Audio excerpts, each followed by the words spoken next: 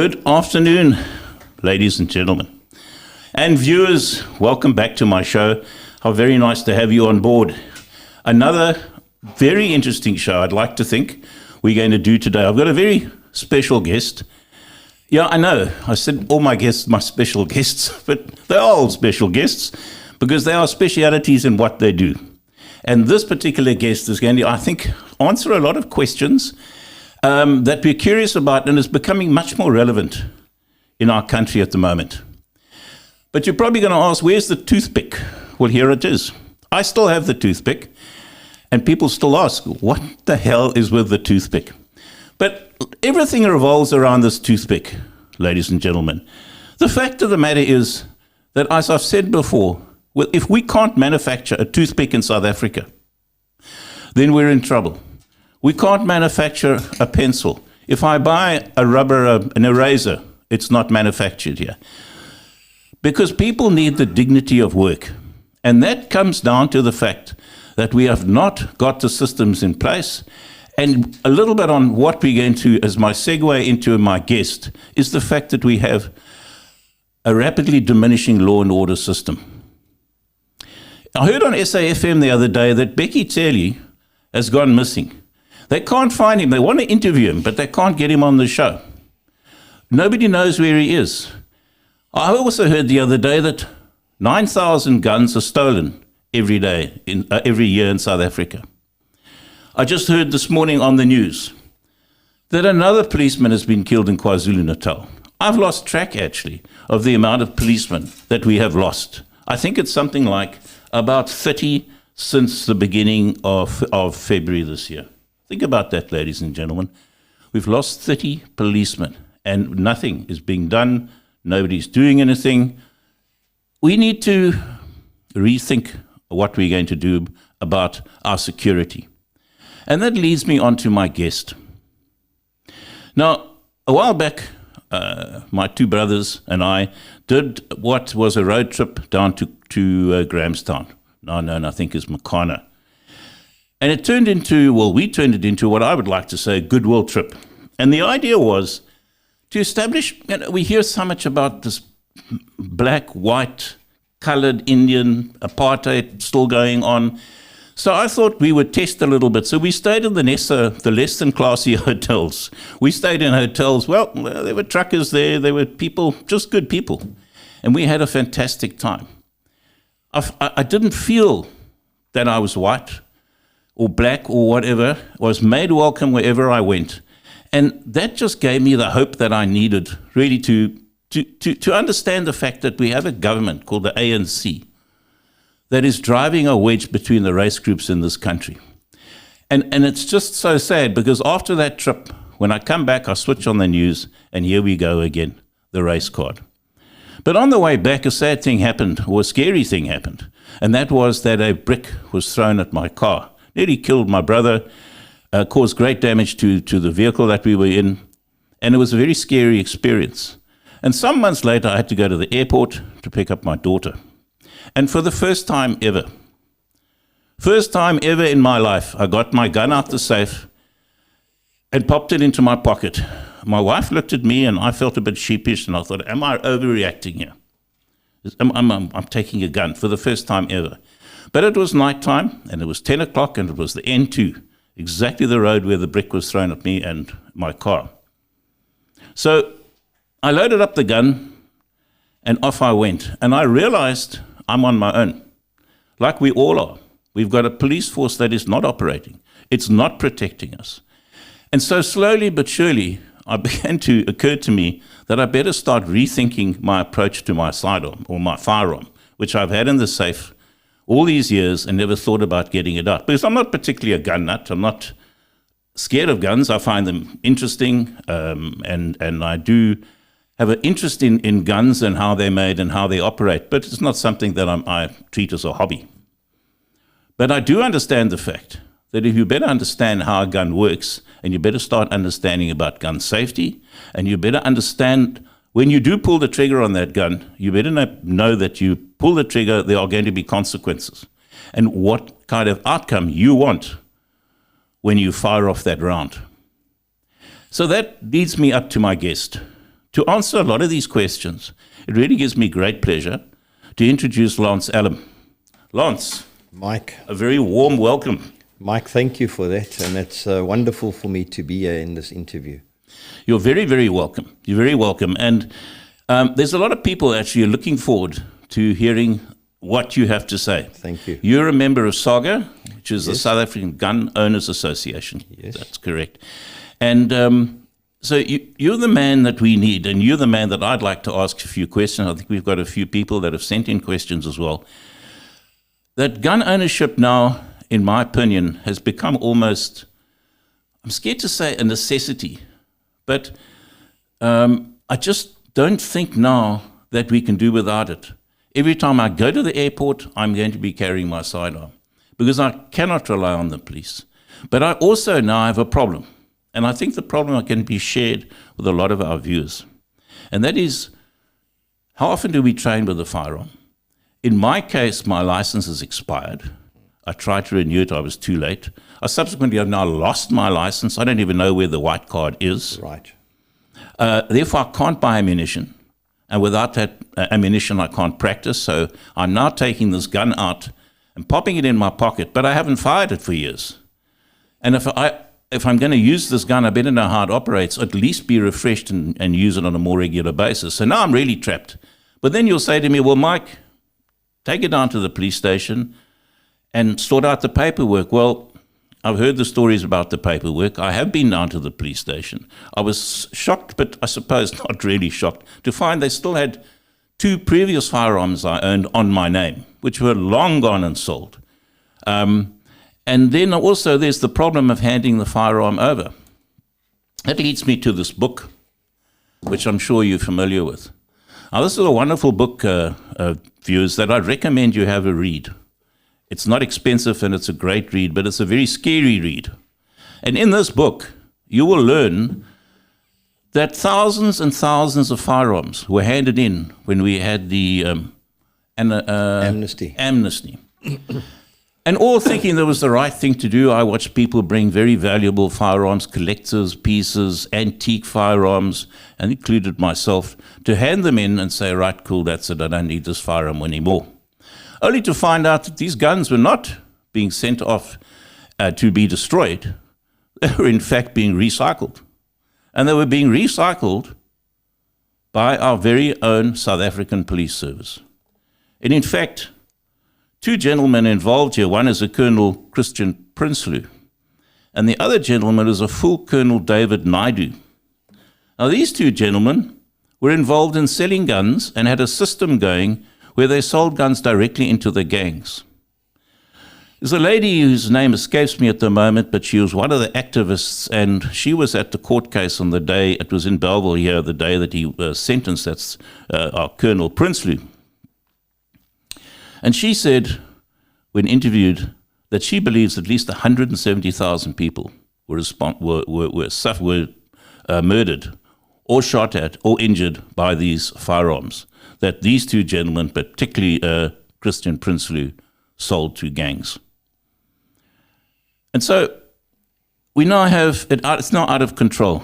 As I mentioned earlier, we have 9,000 guns or firearms are stolen every year. We have thousands of firearms now in the market all over the place. Corruption still runs rife in the South African police. And my research, and especially research in this book, will tell you, dear viewers, that you can go and buy a gun. You can get a gun for 15,000 Rand. A Z88, I believe it is, which used to be the sidearm of preference of the South African Police Services. You can buy that for 15,000 Rand. You can get a license, if you know the right people, for a semi-automatic for 15,000 Rand. So it's really is the Wild West. So there we have it. Almost as if you don't have a choice anymore. If you have a sidearm, you better start thinking about using it and thinking about the rules and regulations. So Lance, I want to put it to you, or ask you, we're not in court. Mike. Once again, yeah, welcome, and tell me, I asked the question earlier, what is the current policy of the government on gun ownership? Mike, just before I answer that, I'd just like to introduce myself Sure. to the viewers. I'm actually a trustee of South African Gun Owners Association, and I've devoted a large portion of my life towards individual civilian gun rights. And I'm very happy to be doing this interview. A lot of the things you mentioned earlier are perceptions out there and maybe not 100% correct, and I'd like to clear them up. But to start with your first question, what's the attitude of the government towards gun ownership? I personally don't think it's all that negative compared to any other governments in the world. Governments by nature want to restrict firearms ownership of individual citizens worldwide, including the United States of America, who have the Second Amendment. It's pretty clear what it stands for. But even the American government, and all of them, I'm not talking politically which particular party, have never amended any laws to make gun ownership more easily available to citizens. As far as our government's attitude goes, I can't speak politically because I don't think there's a clear picture on that. But we do have a very good Firearms Control Act in South Africa, and the act itself is excellent. The implementation of that act is generally not always as good as it should be, although it's improved over the last few months. Our Firearms Control Act, in my opinion, is one of the best in the world. Our gun laws are pretty liberal, and I would say maybe after the United States, one of the most liberal gun ownership laws worldwide. Our Firearms Control Act mandate that every single individual that wants to own a firearm has to hop through many hoops to get it. One's got to get a competency first to own that firearm and prove that one is competent as far as that can be done. And then once one has got a competency for that particular genre of firearm, you can apply for a license. If you think of South Africa, we've got an extremely high crime rate, and all of it's committed with unlicensed firearms. In fact, the South African police don't keep a record of licensed firearms used by licensed owners for criminal activity because it's in their words, statistical insignificance. And besides one very high-profile case of a licensed individual who I won't name, who used his firearm against his girlfriend and was convicted for that, one can't think of anyone else or name somebody that's a licensed firearm owner. We've got to hop through so many hoops that we can actually consider gun owners in South Africa as government-certified good guys, because to legally obtain a firearm is not easy. And the results of that are clear to show. Licensed firearms are not used the way they are in countries like the United States for mass shootings, shootings at schools, shooting in malls. We do have problems with gangsters. We do have problems with crime, but that's all with illegal firearms. So if I look at the South African Firearms Control Act, I must state that that's an act that's been promulgated by our government, and it's not unfair and it's not unreasonable. As long as it gets administratively implemented correctly, efficiently, and without corruption, we've got a very good Firearms Control Act, which I think is good. Every South African, excuse me, Mike, can own 4 firearms as a layman. You can also become a certified sport shooter, collector, or a hunter. And then the amount of firearms that one can own is much higher than that. In fact, there's no stated limit. It depends if those firearms fit in the genre or discipline that one participates in. So we've got good laws. And I don't want to talk politically because there's no point in thinking what's in the minds of the ruling party or government. But the Firearms Control Act is good. I must say I'm a bit taken back by that answer, and but it's a good one, and I'm very glad to hear it.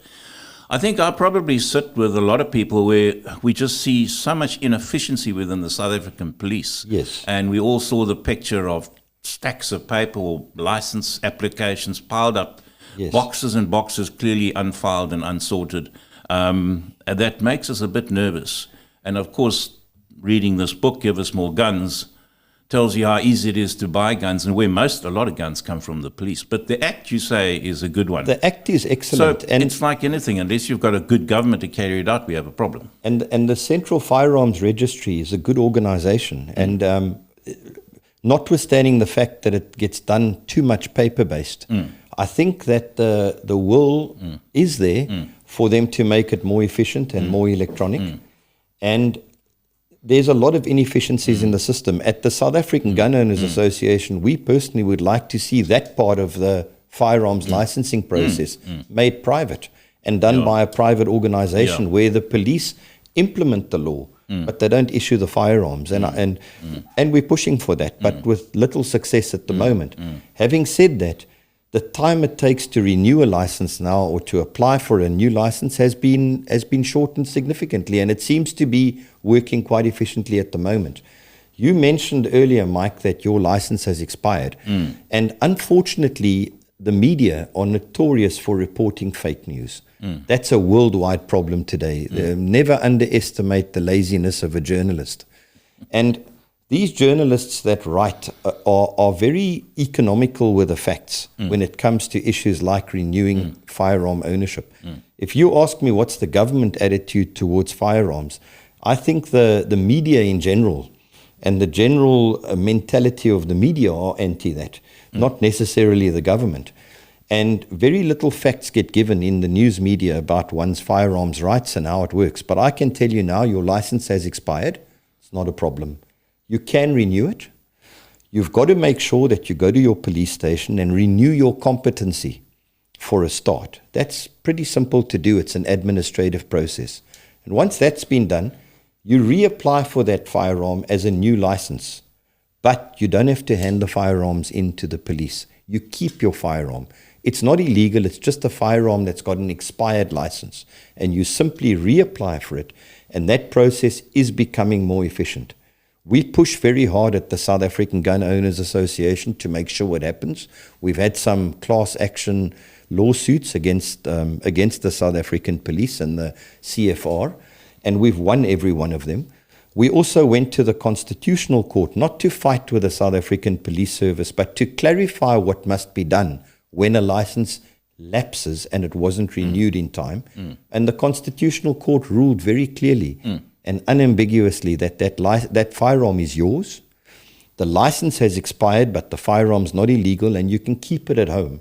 You just in that process obviously can't carry the firearm on you, but it's in your house and it can be used to defend yourself and your family.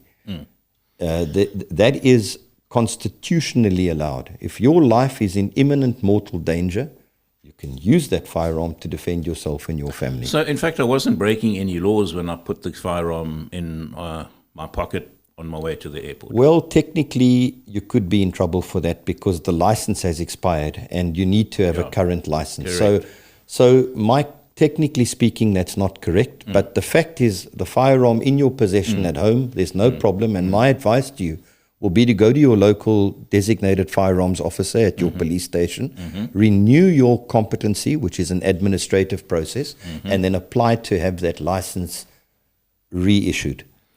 What does that mean, competency? How does it actually work? So in South Africa, if you want to own a firearm, you first have to have a competency issued by the South African police to own that classification of firearm. Let's say it's a handgun.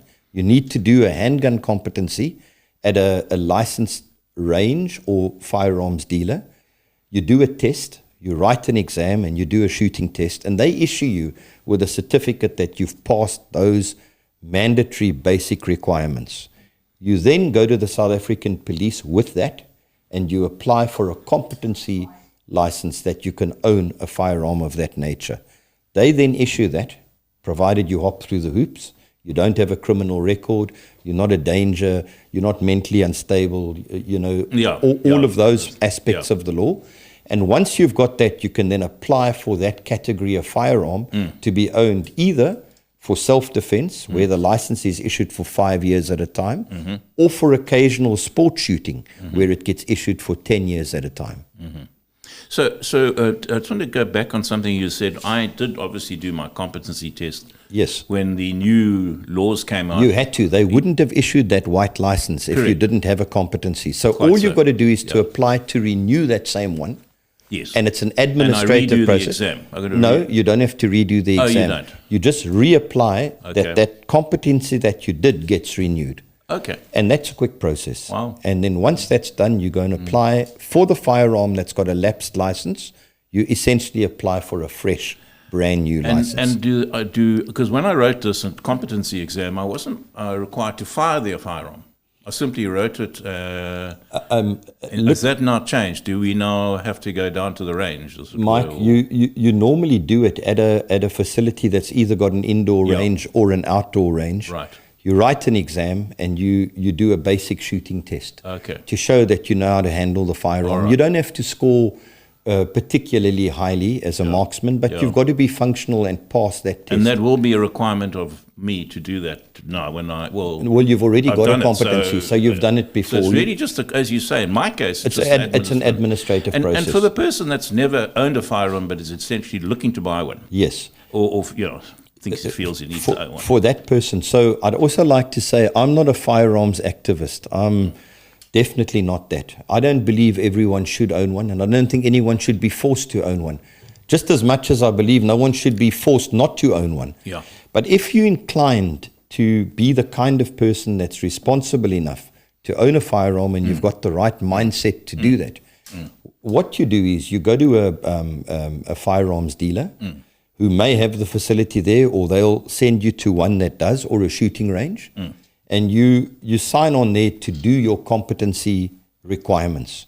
You will then be given some reading material on which you'll have to write a license, which includes gun safety, the South African law, and also the mechanics of a firearm and the basic physics and scientific principles behind a firearm. Once you've done that and done your shooting test, which follows on the same day, you then take that certificate, go to the police station with that certificate and apply for a competency. The police will do a criminal record check on you. They'll do all of the necessary checks in accordance with the Firearms Control Act. None of them unreasonable, all of them very logical. And then they'll issue you with a competency. And once they've issued you with one, you can go to a gun shop with that competency, buy a firearm, stays at the gun shop. They then will help you fill in a application form to own that firearm, either for self-defense or for occasional sport shooting. Okay. Do we have any questions, Nantel? I know that we had one or two questions. If you will, my headphones on. Okay, let me just. Thank you, Nantel. Good morning, Mike. I was wondering whether you could give me some advice or looking for some advice. I'm thinking of purchasing a firearm, and just wanted to know, once I have a license, a valid license, and the firearm, is there sort of continuous training or annual training or checks that one sort of has to keep up to speed with everything and make sure that all is in order moving forward, or is it a once-off? Once I've got the license, I just keep the firearm and put it in a safe place, and that's it. I'd appreciate a little bit of advice. Thanks, Mike. Yeah, let's take both. Terry. Mike, I'm a registered gun owner, and I don't carry my firearm at all anymore because I'm not sure of the implications. But theoretically, if somebody broke into my home, what would happen if I used my firearm and dispatched the intruder? Is this legal? Am I going to jail? All right, Mike, could I chip in on both of those? Please, those are both for you. Thank you. So the first question is, do you have to do regular training? Well, what I've got to say on that is, just because you've bought a guitar doesn't make you a musician. And it's exactly the same with a firearm. Yeah. If you look on a spectrum, you've got a spade on the one end and maybe a violin on the other. And using a firearm well is closer to playing a violin properly than to using a spade. So it's up to you as a gun owner to at least keep yourself competent. And to do that, you'll have to shoot reasonably regularly. South Africa's got wonderful gun ranges, indoor and outdoor. It's inexpensive to go there and it's worthwhile to do it. So nobody's going to check up if you've practiced. Provided you've got that license in the first place and you keep it current when it comes up for renewal and renew your competency, no one's going to know if you practiced or not. But there's no point in purchasing it if you don't know how to use it. So that's the first thing. Secondly, the second gentleman said he doesn't carry his firearm, which is perfectly fine. One doesn't have to carry a firearm every day, and often you want it at home for home defense. And there's nothing wrong with that. The law is very specific. You can use deadly force if your life is in imminent mortal danger. And that's the word, imminent mortal danger. So you can't shoot somebody in your garden if you're inside the house behind protected walls and possibly burglar bars. But if somebody is in your space and if you didn't act at that point, you could be harmed in a deadly way, maybe maimed or killed. You are, or somebody else in your area, in that near area where you are, could be maimed or killed. You are quite entitled to use that firearm. This is probably an appropriate time to ask me, well, for me to ask you, do you carry a firearm with you now? Mike, I grew up in a home where firearms were pretty stock standard from a young age. And I started shooting at a very young age. I've always loved firearms. My uncle owned a gun shop. My dad's always been a firearm enthusiast. And it was my sport at school. It's been my sport forever. I just got into the habit from, I think, when I was in the army already, that I always carry a firearm. It's just the way I am. Yeah. I carry a blade, a proper blade on me. I carry a pistol at all times. And I like to shoot regularly, and I like to train in martial arts. You obviously feel quite competent, and in martial arts and carrying a knife, Yes. I mean, because that, as you so rightly say, Lance, buying a guitar doesn't make you a guitarist unless you practice and you understand how the guitar works. Quite and right, that applies Mike. to just about everything. Anything. Have you ever had to use your gun? Well, Mike, unfortunately, I've had to use it to save my life and probably my family's. Wow. In 2008, one evening, I arrived home from a business function. It was a formal function, so I was wearing a tuxedo. And unfortunately, had the wrong firearm with me. But, the first rule of being in a gunfight is to have a gun. And I had a Derringer with me in the tuxedo. And that particular night, as fate would have it, I was hijacked in my driveway by three gun-wielding people. Wow. And they demanded my car keys and my house keys. And fortunately, I've always been, I think, well-trained and of a mental a mindset where I don't get frozen by fear. And a gunfight ensued. And I was very fortunate to prevail. I don't like to be called a hijacking survivor because I find that a negative word, but I like to be called a hijacking prevailer. And for me, I think good citizens should always prevail over criminals and evil. Wow. There you go. So it obviously was the right thing to do for you at the time. Well, and I wonder how many people are caught short. Mike, unfortunately, I think that's just personality types and human nature. Most people are caught short today. And unfortunately, the sort of zeitgeist or spirit of the times is that, people have to be passive.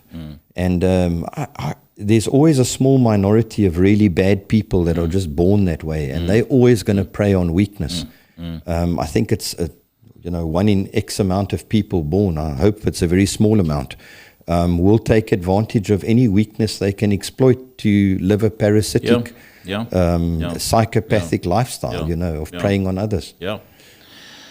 Lance, just moving on a little bit. I mentioned earlier that I was reluctant to hand my gun in. Yes. I still, listening to what you were saying and about the fact that if you're going to carry a gun, you better know how to use it and understand the law behind it. Yes. So there's an argument in my head anyway that actually I should just take my gun and pop it in the safe and just leave it there. Right. But then again, if I needed the gun in a hurry, as you did in your case, Yes. there's not going to be time for you to run in your house, go to the safe, get the gun out, and come out and have a gunfight. Yes. By then, it's all over. No, Mike, that whole gunfight takes seconds. It feels like hours, but it's seconds. I totally get that. So I'm in my house, or you're in your own house. You hear a rumble in the stairs, a door, or a window break. You now have this mad dash to get to the safe, to get your gun out, Right. So you can, be prepared for whatever's breaking into your house, or whoever is breaking into your house. And that all seems a bit pointless, really. You either need that gun close to you and hooked into some kind of device where it can't be removed without you doing it, or otherwise it's all a bit really pointless. And if it wasn't for this incident with the brick on my car and the fact that I now travel to the airport at night now and again, I'm keeping my gun. But I also acknowledge the fact that if it's in my safe, it's a bit pointless. Well, I can't carry it all the time. Well, Mike, let's look at it in practical terms. For some people, carrying it all the time is not an option or not desirable, and that's fine. Yes, if you have it in your safe, it'll be like having the life jacket tied to the anchor when the boat's sinking. So that's a risk one runs. But the chance of being caught in a criminal misfortune is quite small, and I can understand some people don't want to carry it. But in your house, if you hear a noise, you should have a safe room where you go to, where there's a door you can lock, and have the safe in that room where you escape to. Never go and look for the noise in your house, because rather retreat to a safe room and have whoever is wanting to bring harm to you have to break through a door to where you are. That will give you time, if you're not caught unaware, to get to that room. So never pursue something in your house. Lock yourself in a safe room where the safe is. But there's a secondary thing in South Africa besides random crime. And not just South Africa, but it's a worldwide tendency. People get into a state of crazy mania very quickly. And we saw that happen in Durban 2 years ago, where all of a sudden there was this looting and violent, almost mass hysteria, where people just reacted on instinct. And the people that had firearms in neighborhoods did a massively good job keeping those neighborhoods safe. The fact that all of us don't want to be armed is fine. And the people who support I want and SAGA want to own firearms are not the gun owners. That's like preaching to the choir. It's the average citizen that realizes that gun owners, because of our laws and what we need to go through, are responsible citizens, very responsible citizens. And because nobody knows which house is armed and which one's not, it keeps all the houses safe. It's like a big can of jelly beans, a big glass jar of jelly beans. If there were 1,000 in there, and I said, Mike, have a handful. One of them in there, though, is got some sort of agent in it that's going to really make you sick. But the chances of grabbing it are very small. You're not going to put your hand in there. No. And that's the same philosophy with gun ownership. If these criminals knew that all of us were disarmed, they would be more than happy to run rampant. What keeps them from running rampant is they don't know where they're going to run into somebody that's going to turn the tide against them. Correct, yeah. So the people that I would like to win over as a gun owner, and as a member of the South African Gun Owners Association and a trustee, is the average citizen that might not want to own a gun. And to advocate that everybody should be disarmed. The biggest supporter of silly gun laws are the criminals themselves. They are fully in favor of banning guns because it turns the tables in their favor. Well, what's the old expression? If only the outlaws. How is it?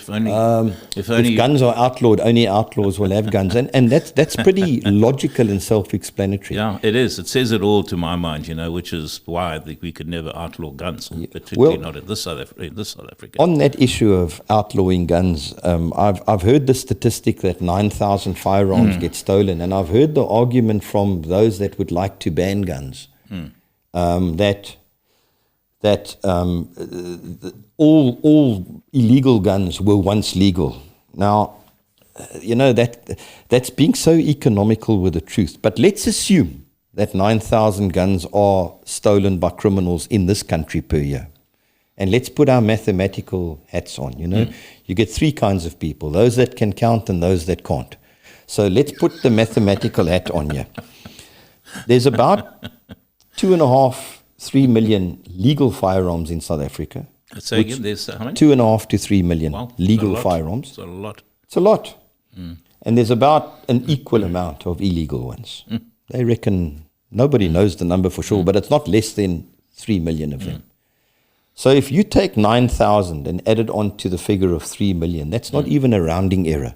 It's going to make no difference. Those that are illegal are never going to be handed in. So to take those that are legal, where the people are never inclined to commit a crime with them, and force those law-abiding people to become helpless by handing them in, it's going to make no difference to gun crime whatsoever. In fact, it'll exacerbate gun crime because it'll make those with the illegal guns more confident that they can win every encounter when they're out there to cause mayhem, plunder, rape, steal, and murder. So that argument makes no sense. What I'd like to see from those that want to make society safer is that they advocate going after criminals with firearms much more harshly. But somehow, we live in a society today where we feel sorry for those people that are forced to have to resort to a life of crime. And we're going to go easy on them who have a mindset to prey on the innocent and be tough on those that otherwise would never be inclined to commit any criminal act at all. It doesn't make sense. I do. Sorry, Mike. Last thing I'll say. No, it's your I show. do know one thing, that on the every single poll that has been held by those that want to outlaw firearms on their own media platforms, they've had a 90% response against their proposal to limit the ownership of firearms. And I know one thing in South Africa, that South African people that are armed or not, legal people that are armed or not, the overwhelming feeling is that licensed firearm ownership should be a right. That if people can hop through those hoops to be certified as a government certified good guy, they should be able to be armed if that's their intention and wish, because it keeps society safer on every level, whether it be mass civil uprising or random acts of criminality. Well, I mean, the facts speak for themselves. As you said earlier, if you look at the amount of crimes committed by licensed gun owners, that's almost negligible. Statistical insignificance. Exactly. So we could have 10 million licensed gun owners, but statistically, it's a good thing because the crimes are not committed by licensed gun owners. At all. And Mike, in fact, in the neighborhood I live, and I'm sure in many other neighborhoods, the firearm ownership per house could be quite high. And in fact, it is quite high because a lot of the people that live there are occasional hunters. They do clay pigeon shooting, occasional sport shooters. Some of them are dedicated hunters, But there's a large ownership per capita in those areas of licensed firearms. But there's no crime with those people. There are other areas which are gang infested, where nobody knows what the ownership of firearms is, but it's a lot smaller per capita by the very nature of the area, and the crime is rampant in those areas. So it's not a case of having more guns and more crime. In fact, we always hear from those that want to grab our guns that these criminals are looking for firearms and they're going to target areas where they can get firearms. And in many instances, it's half true. They kill policemen, they never forget to steal the firearm. But I don't know if you've noticed, they like to attack areas which are gun-free and where people are not armed. I've never heard of them running into a gun shop in working hours. There's lots of guns there, lots of ammo. They don't run into that gun shop in working hours and rob it because they know the consequences. Everybody there is armed and can use it. So you're going to run in there at your own peril. You're not going to be brazen running into a gun shop to rob it. Rob a gun shop. Yeah. But they're more than happy to rob areas where people are not armed. A little guy selling a few cans and spot on. A small little shop or into on a supermarket. Or into any area where the criminal believes he's got the upper hand. So where does that put Gun-Free SA? I know very little about, as I'm learning a lot about SAGA right now. Right. I need to learn about Gun-Free SA. I mean, I know they exist, and I mean, I know obviously their name speaks for what they would like as an outcome, and that is Right. South Africa free of guns. Right. But I really, honestly, that must be the toughest ask ever.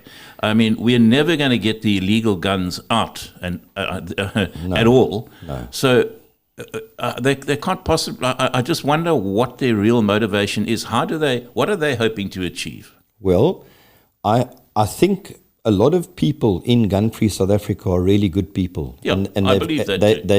They've got really fine aims. And I think where us as South African gun owners and them could actually have a unified body, we could call it violence-free South Africa. Because I'm striving, and I know that my fellow trustees at South African gun owners, we're striving for a violence-free society. And that's not going to be achieved by making everybody vulnerable. So in that broad sense, we've got the same aim. Our outlooks on how to do it differ. And obviously, I've got very different views to gun-free South Africa as to how to achieve a violence-free society. But I do know one thing, that people that are licensed firearm owners don't contribute to violence whatsoever. And in fact, if we look at the situation in Durban, where neighborhoods were protected by citizens because the police were nowhere to be found, there's too few of them to handle a massive public disobedience or public mayhem situation, civil disobedience like that. There's too few of them to do it.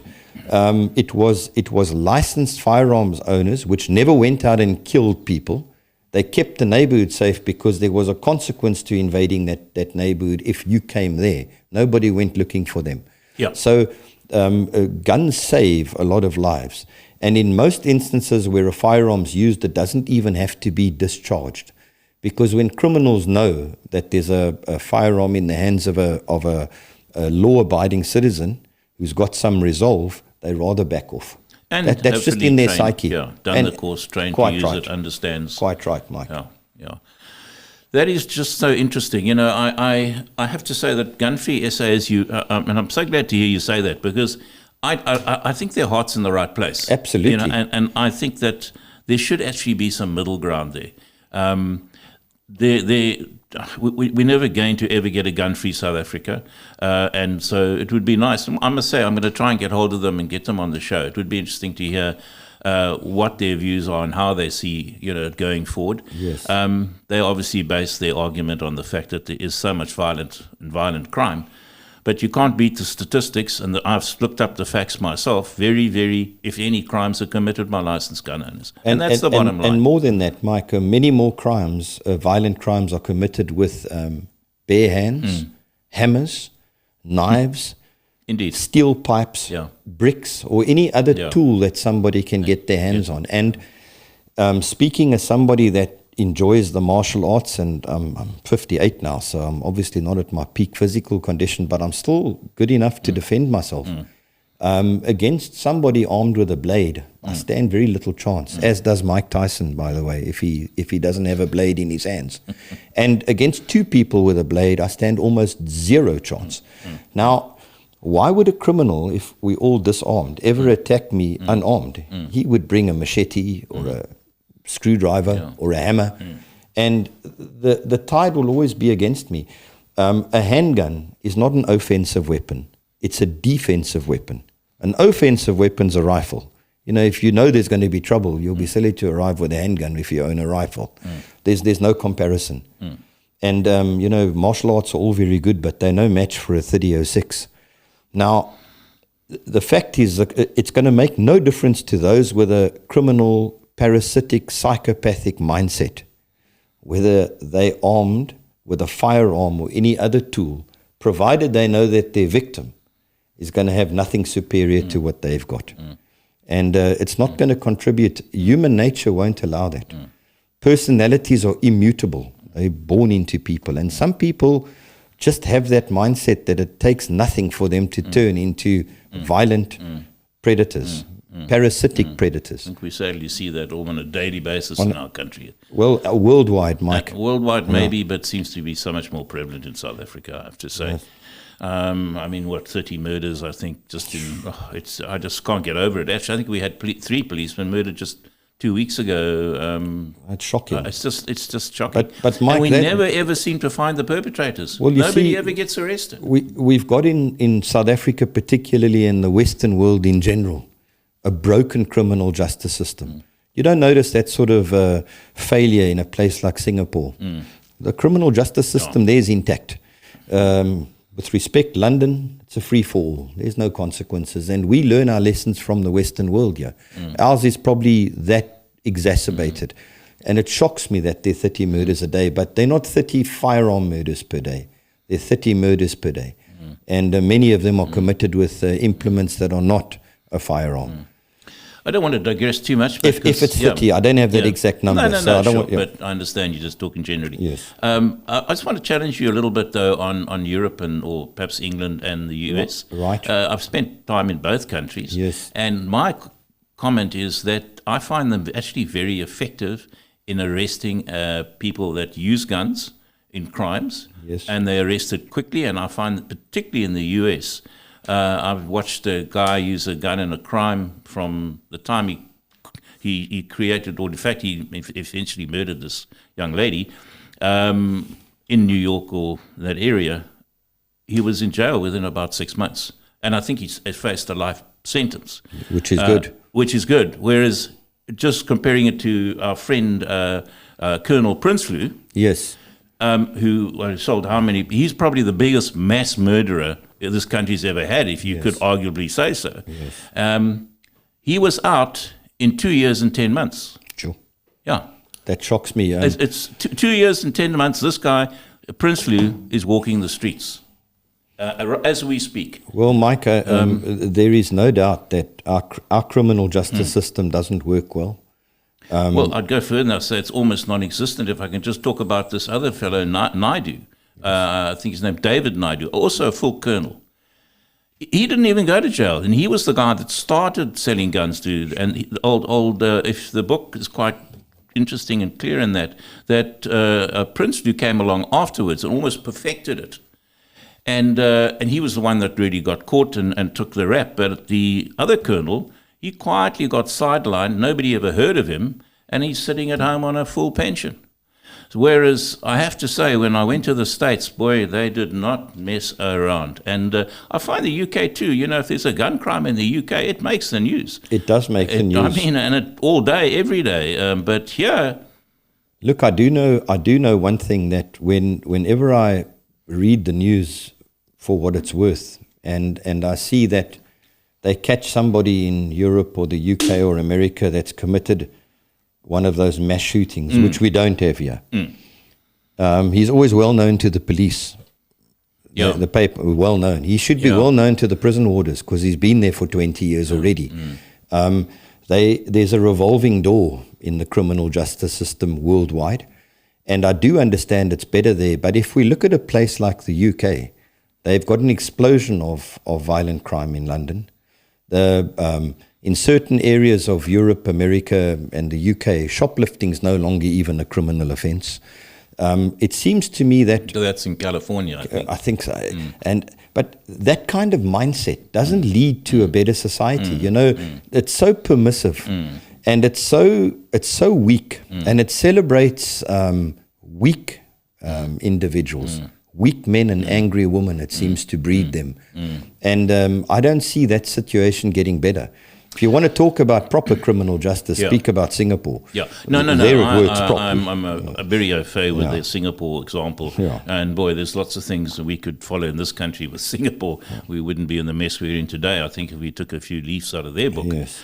But I was going to change this, moving on a little bit. Something I've been meaning to ask you earlier, the famous green card. Yes. That everybody says, I didn't have to go and get a new license, the green card. I've got my green card, or the green book. I think probably was the old book both. of life. Or it's either a license in your old ID book or the card that was a green card. Yeah. So what happened there is the Constitutional Court ruled that those licenses would remain valid if the applicant hadn't applied voluntarily to get the white license, which has got a renewal period. However, the court didn't make that open-ended. That was about 15 years ago that ruling was made, maybe a little bit less. And the court told the South African Police Service to get a process in place whereby those licenses would be forced to be converted. That hasn't been done. So constitutionally, it was ruled that you couldn't make a license that was legal, illegal. If somebody volunteered to go off the green license and get a white license, then you're in that system. That's where which I is am. 5 and 10 years, where you are. Yeah. If you didn't do that, that old license wouldn't have become illegal. But at some point in time, it will be mandated that that license has got to be converted to a white license. And I do understand that license has got less issues when it comes to renewals, but there's nothing wrong with a new licensing system, Mike. It just takes a little bit more focus. And when you earlier said and I said it, that you can't be a musician because you've bought a guitar, what I like about the white licensing system is that it forces you to be a little bit more conscious of that firearm. And there's nothing wrong with that, in my opinion. But the green licenses are valid at the moment. There's no process in place. And it'll have to be done with due warning and a fair conversion time frame to comply with the white licenses. I don't think it'll be easy to have those green licenses in terms of our constitution ever declared illegal, because you can't take something that was legal and declare it illegal irrationally. There'll have to be a process into doing that. That'll have to pass constitutional muster. Yeah, I agree with you. I'm in favour of the white license, although I'm currently illegal. Stayed with my... You're not illegal. You've just got a lapsed license. I've got a lapsed license. Yes. Thank you. I've got a lapsed license. But you're right about that. I do need to do something about it. And it does make me aware of the fact that I need to be aware of the fact that I have a firearm and be conscious of that and keep myself appraised. Reasonably current. Reasonably current. And by that, going down and down to the range and just getting familiar with the sidearm again. The other thing I wanted to wanted to ask you, but we're going to start rounding up soon, is where do we stand in this country on automatic weapons? I'm fascinated with, in America, I mean, I went into a gun shop on Long Island not long ago, and I was just in awe of what's available. I said to my brother, good grief, I mean, you could, but having said that, I then went to the local gun shop here in Plumstead. You saw the same guns. I saw the same guns. So I thought, good grief, there's a semi-automatic, full-on whatever it was. AK-47 or an AR-15. So what is the situation? I found that... So, Mike, in South Africa today, you can own one of those firearms as a citizen. Firstly, security companies can own them. They've got very strict licensing requirements. And they've got shorter licensing renewal requirements. But a civilian can own one of those guns in the following instances. Firstly, he can become a sport shooter, and there are sports disciplines where those firearms are used as part of that sport. Those are well-known sports done worldwide. They're well regulated and well planned and well organized. This is with a semi-automatic. With a semi-automatic rifle. So there are disciplines where you use a semi-automatic shotgun and a semi-automatic rifle and a semi-automatic handgun at the same time. It's called 3-gun shoot. So as an accredited sportsman or an accredited hunter, you could apply and get a license which will have a 10-year period for that gun. You can't apply for those weapons for self-defense. Yeah, okay. And none of them have ever being used, licensed ones, in a crime.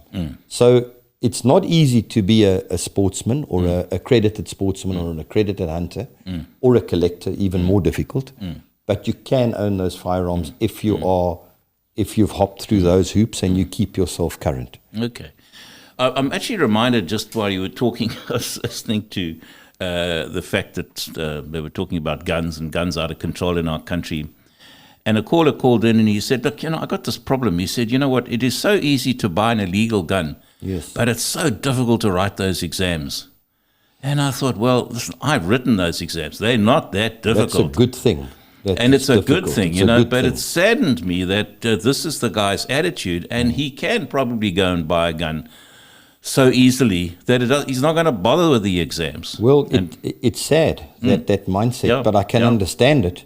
Yeah. And that's where I'd like to see the gun-free people, whoever they are. I'm not naming any one organization. Rally the government that we make it very, very tough on those that are in possession of illegal firearms. And, you know, what shocks me is I was reading about some gangster that got life in prison. I can't even remember his name a few years ago. And he had about a dozen or more arrests for the illegal possession of a firearm. The law allows strict sanction if they catch you with that, but it doesn't seem to get applied by liberal judges or, you know, bleeding heart judges. I don't know. I'm not criticizing them, but, you know, if you've been caught a dozen times for the possession of an illegal firearm and you're a known gangster and you're still walking the street, it amazes me. Yeah. And I would like to see those organizations go against that kind of situation where you get nailed hard if you're in possession of an illegal firearm. Yeah, yeah. And especially if you're known to be linked to the criminal world in any shape or form. There should be long sentences with no bail for that situation. But there's not, Mike. Yeah, no, There's I couldn't not. agree with you more. Well, Yeah. I refer you back to Prinsloo. I mean, 2.5 years. 2 years, 10 months he's walking the streets. I mean, it's... I don't want to be political and give my opinion what should have happened to him because many people wouldn't agree with it. Yeah. But however long his sentence could have been, it's too short, It's in too my short. opinion. Yeah. I think sometimes a long piece of rope might have actually suited in this particular I case. don't want to go down that No, road. but yeah, no. But it is just out of control. I mean, we have a police minister, Becky Tseli, who unbelievably said the other day he's working towards a gun-free South Africa. I thought, what a stupid thing to say. I think what he probably means, and he didn't think before he spoke, is a violence-free South Africa, because all of us should strive towards that. But that's almost a utopic view. It's never going to happen. There's always going to be those psychopathically inclined individuals, sociopathically inclined, who are hardwired that way, that are going to prey on weakness, Mike. And we must accept it as humans. We've got a written history of ourselves now for hundreds of years, possibly thousands of years. In fact, if we look at written documentation from the old faith and from other old religions, I mean, we've got a written history of human nature. We have. We're never going to change that. No, Mike. we aren't going to change We're that. never going to change that. And it's for that reason that Xbox sales are so good. I mean, I'm an Xbox user, Right. Xbox fan. And I mean, what are the guns, the programs I use? Ghost Recon. I mean, the amount of guns that you can choose to use in that understand. game. And what do? You just go around shooting and killing people. I mean, it's this, but unfortunately, I'm hooked. Mike, So- we are humans, and we're not perfectible. We're not perfectible. Yeah. So what there has to be, and I think it could have been Thomas Jefferson, or it could have even been Samuel Colt. He said that the remedy for the bad usage of a firearm is the gallows. You know, humans need to have boundaries. You've got to know that if you overstep certain marks, that there are consequences. And I think that's sorely lacking in today's modern world. Yeah. 100%. No, I quite agree with you. Lance, I don't know, Nantle, if you got any questions. I know that you're talking, or you were telling me about guns, and I can't remember whether you said you were thinking of getting a gun. Yeah, so I don't think I have the temperament for a gun, really. But my question is there something that you can get that is not lethal but can knock a mule on his ass? Yes, there are. Look, to be quite honest with you, from a self-defense point of view, nothing will beat a good handgun, a revolver or a pistol. But it's absolute and it's finite. There are many weapons that fire non-lethal projectiles. Some of them fire a chemical agent. There's one particular one called a JPX, and I don't think there's any other, so I'm not promoting that brand. And it shoots. It's primer fired, so it's got a primer like a firearm does. It doesn't require a license, however, and it's got a gel in there. Looks a little bit like what comes out of Spider-Man's web in the movies. And it comes out there at about 300 kilometers an hour, and you can't miss with it. I've seen it in the movies. It's pretty good. It's pretty good. It does work. Unfortunately, your adversary might have a firearm and start pulling the trigger when that happens. And Is that one? Is that it? I beg your pardon? Is that one? That's it, the JPX. In fact, this is the one that's got 4 rounds in it, and these ones, they have got 2. and you replace that whole cartridge on top of it. That's a very effective weapon. There are other ones that fire pepper balls or solid plastic balls, and they can do damage, and they're non-lethal. They could be lethal. Somebody could die from being, but they are intended to be non-lethal. Having said that, they've got less range than a handgun, obviously, and they've also they're not as effective. But there's nothing wrong with those weapons. In fact, that's a very good weapon for somebody not inclined to want to have a firearm, which I understand. Tell me, does that one come with a gas type of thing? That's not it's got a cartridge that's removable. If you look at that photograph on the right, you see the cartridge below. It slips on, and it acts as the barrel and the cartridge. Okay. Slips on, and it's got 2 rounds in it. Once you've shot it, you've got to buy a new complete cartridge. Okay. But that thing is effective. I've seen it used, and it works very well. Because I bought the little thing just for me and my son just to play around with the gas, but the gas leaks out, man. So you can't really keep it. You know what I'm saying? The problem with pepper spray, it's good indoors, but it's indiscriminate. So if you use it, you've got to get out of that area. Yeah, and if very the wind's quickly. blowing, it could hit you as much as it hits somebody else. Yeah. So everything's got its place. And I understand some people want to use a non-lethal weapon, which I fully agree with and understand. But there are stuff that you can have, Nantle. But a firearm is an excellent thing to own. And I think from a civil order point of view, it's good that homes have a firearm. It doesn't have to be a handgun. It can be a shotgun. It can just be a hunting rifle if you hunt on the odd occasion. But it will look after your neighborhood if there's mass civil commotion, like we saw happening in Durban. And that can happen. Unfortunately, realism steers me to the point where we've seen it happen in Durban, and it happened overnight. And it could have spread to the whole country. And neighborhoods are obviously a target. So it's good for people or some people that are inclined to be armed, Mike. Fantastic, Nantle. Thank you very much for that question. It reminds me, just in closing, of a statement. It was Clint Eastwood said. Yes. He said, if there's a firearm in the room, I believe in gun control. If there's a gun in the room, I want to be in control. I love that quote. I did it read really it. does appeal to me, because I think that says everything about our topic this afternoon. Lance, Allam, thanks so much for coming in. Mike, thank you for really having been me. a pleasure to have you on my show. And I hope everybody's learned. I certainly have learned a lot, and I feel a lot wiser. And I also feel a lot more comfortable now, actually, because I am going to renew my license. Good. And I'm going to go down to the police station in Claremont and get the process going. I do want to be legal. I am going to keep my firearm. Good. And I'm certainly going to make it my business to become more competent. And Mike, and if I can just finish off there, I think anyone that's owned a firearm before should never hand it in for destruction. Keep it current, renew it, keep it in your possession. You don't have to carry it on you. Keep it locked in a safe if you must, but have it there to keep society safe in general. And if I can appeal to people, never have the mindset that you believe that somebody else is going to look after you. That's not going to happen. With no disrespect to the police, they're very good at drawing the chalk around someone's corpse. They're not there to protect you in an hour of need. They don't have to by law, and they can't by practicality.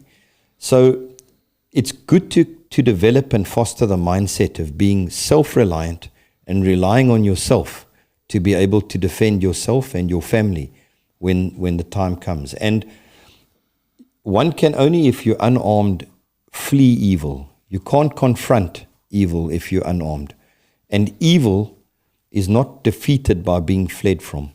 So it's important that people don't buy into the mindset that somebody else or some organization is going to ever look after you. It's not going to happen. The onus is on you to develop the mindset to defend yourself and look after yourself. Lance, thank you very much. Thank you, Mike. And dear viewers, thank you very much for watching. So there you've got lots of stuff to think about. As Lance says, in a way, you're on your own, and you need to now make your decision as to what you're going to do. If you're going to be a firearm owner, then you need to be a competent firearm owner. Go through the hoops. It's well worth it. And then you'll feel more confident when you use that firearm. So I want to ask everybody to let me have your comments. Don't hold back. Please give me your thoughts on our platform, Cape Conscious Media. Please do hit the like button. That's very important. It gets the old algorithm going. And so please do that. And I want to thank Cape Conscious Media for once again giving me this platform. Thank Nantal, producer, for all his advice and support. And thank you very much for watching. And I look forward to seeing you all again on the next Mike from Newlands show. Good day.